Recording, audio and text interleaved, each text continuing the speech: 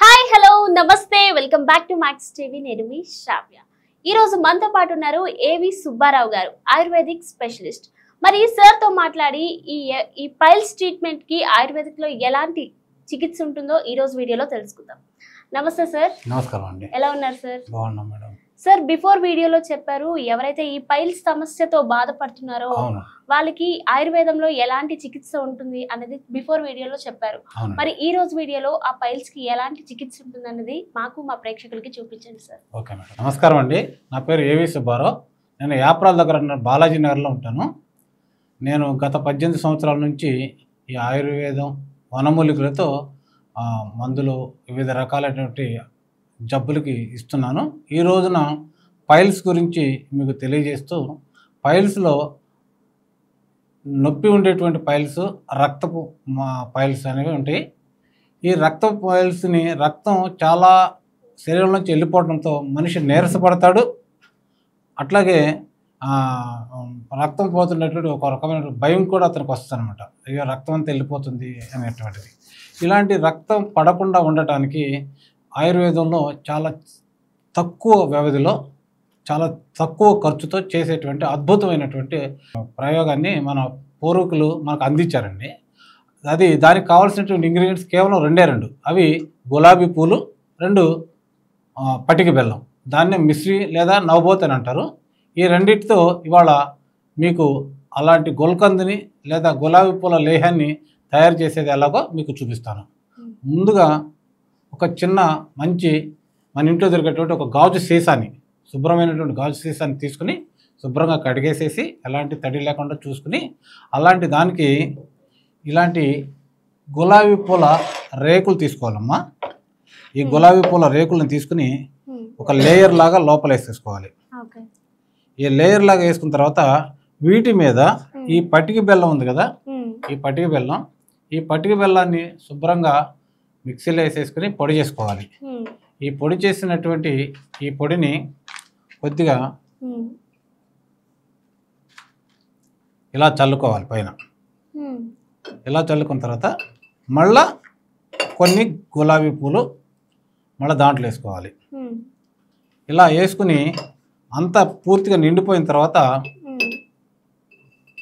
మూత గట్టిగా పెట్టేసేసి ఇలా చక్కగా మూత బిగించేసుకుని సూర్యుడు వచ్చేటువంటి తగిలేటువంటి ఎండలో పెట్టాలి. ఇది ఎండలో పెడితే ఆ సూర్యకిరణాల ద్వారా ఈ లోపల ఉన్నటువంటి గులాబీ పూలు, ఆ పటిక బెల్లం ఒక రకమైన రసాయనిక చర్య జరిగి అది ఒక గుల్లకందులాగా ఒక లేహంలాగా తయారవుతుంది.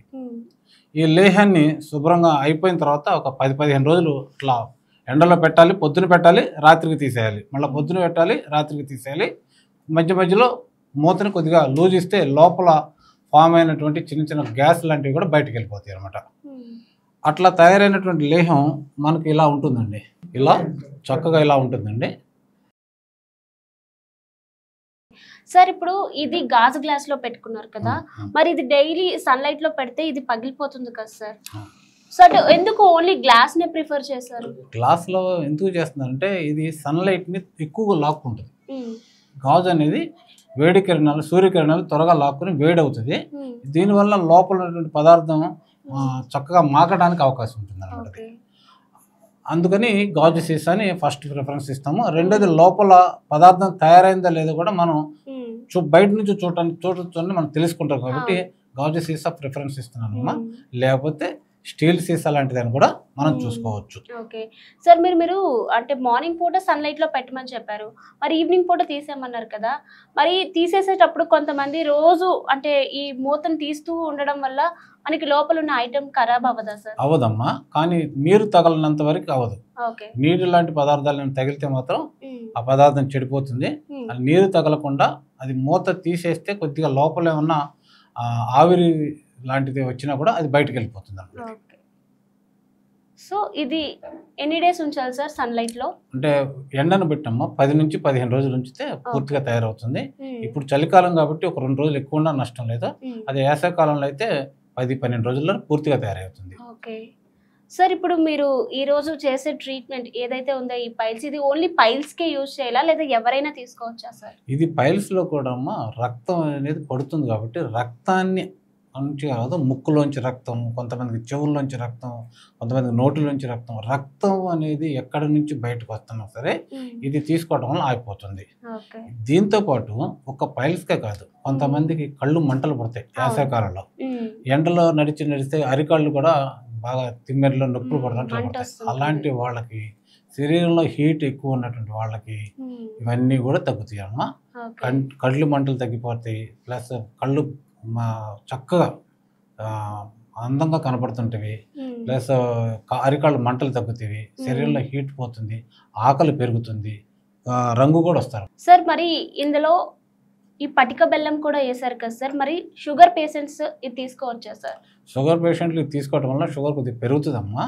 అందుకని ఏం చేస్తారంటే ఈ గులాబీ రూకల్ని మనం సోంపు ఉంటుంది కదా, ఆ సోంపు వాటర్లో, అంటే సోంపు ఇది కలిపి డికాషన్లా కాసి తాగినా కూడా అదే రిజల్ట్ వస్తుంది అనమాట. ఇది అది రోజు చేసుకోవాలి.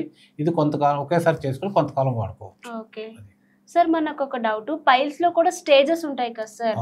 సో స్టార్టింగ్ స్టేజ్ లో ఉన్న వాళ్ళు తీసుకుంటే వాళ్ళకి క్యూర్ అయిపోతుంది. ఒకవేళ కొంతమంది పైల్స్ స్టేజెస్ దాటి సర్జరీ కూడా అయి ఉంటుంది కదా, ఆఫ్టర్ సర్జరీ వాళ్ళు కూడా ఇది తీసుకోవచ్చా సార్? ఇది కేవలం రక్తం బయటకు రాకుండా ఉండటానికి, ప్లస్ శరీరం హీట్ కాకుండా ఉండటానికి ఉపయోగిస్తారండి. ఏ స్టేజ్లో ఉన్నా కూడా, ఫస్ట్ స్టేజ్లో ఉన్నా చివరి స్టేజ్లో ఉన్నా కూడా ఇది రెగ్యులర్గా కూడా వాడచ్చు. ఇది మందుగా కాదు, ఔషధంగా కాదు, ఆహారంగా కూడా తీసుకోవచ్చు అనమాట. ఆహారంగా తీసుకుంటే శరీరం హీట్ అనేది ఎక్కదు అనమాట. ఇది ఈరోజు వాళ్ళ వేసవకాలం వచ్చింది, ఎక్కడెక్కడో తిరిగి వస్తారు, నీరు తీసుకోవడం తగ్గుతుంది, శరీరం హీట్ ఎక్కుతుంది. ఆహారపు అలవాట్లో ఇవాళ నాన్ వెజ్ బాగా ప్రిఫరెన్స్ ఇస్తున్నారు. నాన్ వెజ్ తింటున్నారు, పచ్చళ్ళు తింటున్నారు, ఆయిల్ ఎక్కువ తింటున్నారండి. ఆయిల్లో ఉన్నటువంటి వేడి చాలా ఎక్కువ అవుతుంది, తెలియకుండానే హీట్ ఎక్కిపోతుంది. ప్లస్ దానికి తోడు ఎప్పుడు ఏదో ఒక ఆహారం తీసుకోవడం వలన గ్యాస్ ప్రాబ్లమ్స్ వస్తున్నాయి అన్నమాట. ఇవన్నిటిని నిర్మూలించేటువంటి ఏకైక ఔషధం ఈ గుల్కంద్ అండి, లేదా గులాబీ పూల లేహం అంటారు. ఇది ఇప్పుడు ప్రకృతి అమ్మ చాలా గొప్పది. ఎప్పుడు ఏది ఎలాంటి జబ్బులు రాబోతున్నాయి అని ముందే తెలుసుకుని దానికి కావాల్సిన రెమెడీల్ని, దానికి కావాల్సిన వస్తువుల్ని, దానికి కావాల్సినటువంటి ఆయుర్వేద వనమూలికల్ని ముందే ప్రకృతి ఇస్తుంది. ఈ చలికాలంలో చాలా మంది నీరు తాగడం తగ్గిపోతుంది, కానీ లోపల జీవక్రియలు అలాగే ఉంటాయి. ఆ జీవక్రియలకు కావాల్సినటువంటి వేడి మన శరీరంలో ఎప్పుడు ఉత్పన్నం అవుతానే ఉంటుంది. నీరు తాగడం వల్ల శరీరం హీట్ ఎక్కువటం వల్ల మలం పొద్దున్నే కూడా లెగవరు, సూర్యోదయం తర్వాత చాలా టైం లెగుస్తారు. వాతం పెరిగిపోయి మల విసర్జన రోజుకు 1-2 రోజులకు ఒకసారి కూడా చేస్తారు. అలాంటి వాళ్ళకి ఎక్కినప్పుడు అలాంటి వాళ్ళకి ఇది వాడుకోవచ్చు. అందుకని ఇప్పుడు గులాబీ పూలు కూడా చాలా ఎక్కువ వస్తాయి, చాలా చౌకగా కూడా ఉంటాయి. మనకి గులాబీ పూలు అవసరం లేదంటే గులాబీ పూల రేకులు చాలు. ఈ రేకులు కూడా నాటు పూలు అంటే నాటు గులాబీ పూలతో అయితే అత్యద్భుతంగా తయారవుతుంది. ఒకవేళ మీరు తయారు చేసుకోవడం కుదరకపోతే నాకు ఫోన్ చేసి నేను పంపగలుగుతాను. మీ దగ్గర కూడా అవైలబుల్ ఉంటుంది. అవునండి సార్. మరి ఈ రోజు మీరు చేసిన ఈ గుల్కంద్ అనేది ఎవరైనా తీసుకోవచ్చా సార్? ఎవరైనా తీసుకోవచ్చు.